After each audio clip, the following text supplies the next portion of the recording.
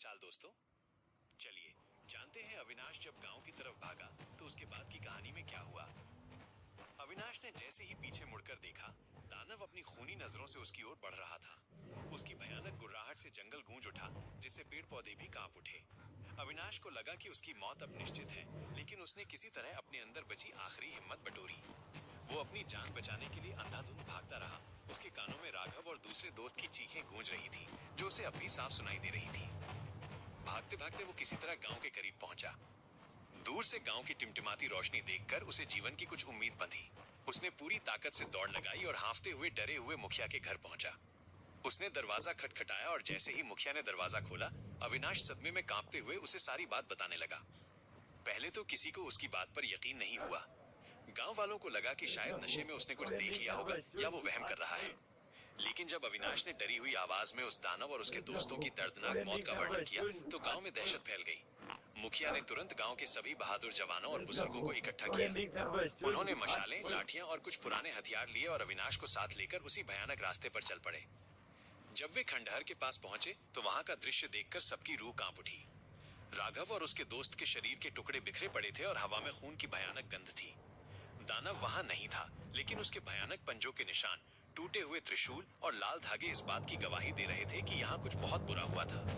गांव वाले डर गए, लेकिन उन्होंने बदला लेने और इस खतरे को खत्म करने की ठान ली। गांव वालों ने मिलकर दानव को खोजने का फैसला किया। उस रात उन्होंने जंगल के हर कोने में उसकी तलाश की, लेकिन वो कहीं नहीं मिला। अगले कुछ दिनों तक गांव में अजीबोगरीब घटनाएं घटने लगी। जानवरों का गायब होना, रात में डरावनी आवाजें और गांव के आसपास के दूसरे गांव में भी ऐसी ही भयानक घटनाएं सामने आने लगी। ये साफ हो गया था कि वो दानव अब आजाद हो चुका था और हर जगह दहशत फैला रहा था। गांव के सबसे बूढ़े पुजारी, जिनका नाम बाबा दीनदयाल था, उन्होंने बताया कि ये दानव सदियों पहले एक दुष्ट तांत्रिक द्वारा कैद किया गया था। इसे केवल एक विशेष मंत्र और प्राचीन काल के एक चमत्कारी रुद्राक्ष गुण तारांकन से ही नष्ट किया जा सकता है। ये रुद्राक्ष गांव के पास की एक गुप्त गुफा में छिपा हुआ था, जिसकी रक्षा एक प्राचीन आत्मा करती थी।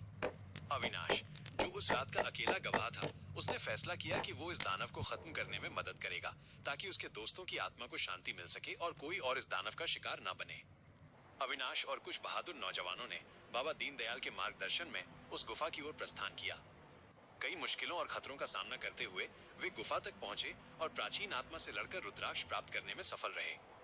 रुद्राक्ष लेकर वे वापस गांव लौटे। तब तक दानव गांव के और करीब आ चुका था और उसने कई और लोगों को अपना शिकार बना लिया था।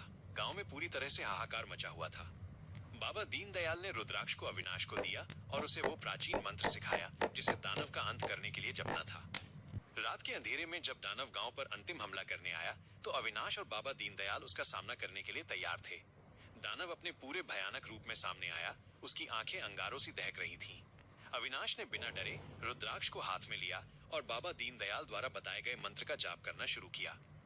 मंत्र की शक्ति से रुद्राक्ष चमकने लगा और उसमें से एक दिव्य ऊर्जा निकली। वो ऊर्जा दानव की ओर बढ़ी और उसे अपने घेरे में ले लिया।